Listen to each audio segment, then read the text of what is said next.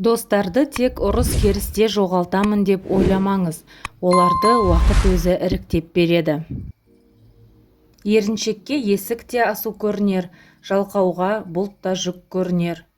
Сүйетін адам әрқашанда сүйемін деп айта бермейді, ал сүйемін деп айтқан адам әрқашанда сүймейді. Адамдарға әрдайым ақыл кеңес керек емес, кейде көмек көрсететін қол мен барлығын түсінетін жүрек керек. Ең бастысы өзіңізге өзіңіз өтірік айтпаңыз. Өзіңізді шынайы бағалай білетін, сүйетін, құрмет тұтатын адамды ғана сыйласаңыз болады. Ең үлкен қиындық күту. Біреулерге ашуланған әр минутыңызда сіз енді ешқашан оралмайтын 60 секунд бақыттан айырыласыз. Бәрі де мүмкін, ал мүмкін емес болып көрінетін нәрселерге тек көбірек уақыт керек.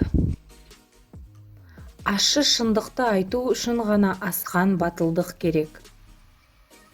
Сіз биікке көтеріліп келе жатқанда көптеген адамды кездестіресіз, бірақ оларды ренжітпеңіз, өйткені төмен құлап келе жатқанда да оларды кездестіруіңіз ғажап емес.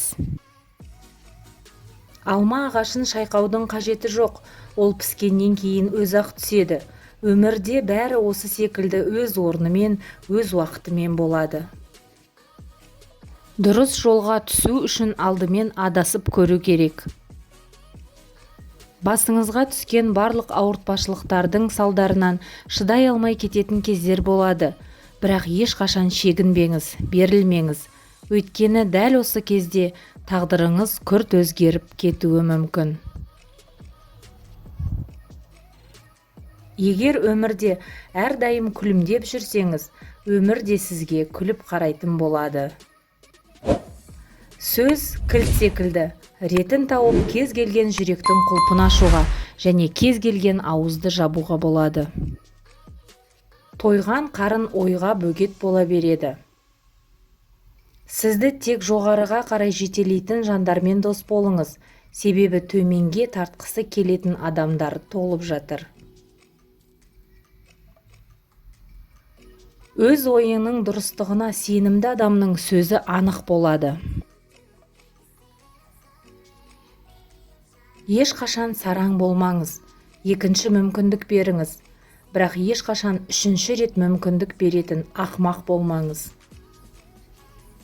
Бір қателікті екі рет қайталауға болмайды, екінші рет қателік болып есептелмейді. Ол таңдау. Оқып шыққаннан кейін оны өзім де жаза аламын деген ойға салатын кітаптар ең жақсылары болып табылады. Адам өз ойы арқылы өз мінезін қалыптастырады. Ізгі оймен ашқан есікті қатты жаппа, жұрт қашардай қатты болма, жұрт таптардай жуас болма. Ойлау ақыл ой жұмысы, қиялшылдық оның тәтті құмарлығы. Ақыл ойды қиялға айырбастау, ас орнына у ішу деген сөз. Әр адам өзінің ойынан терең емес ойларды ғана түсінікті деп ойлайды. Жақсы ой мен жақсы сөздер жақсы іске жетелейді.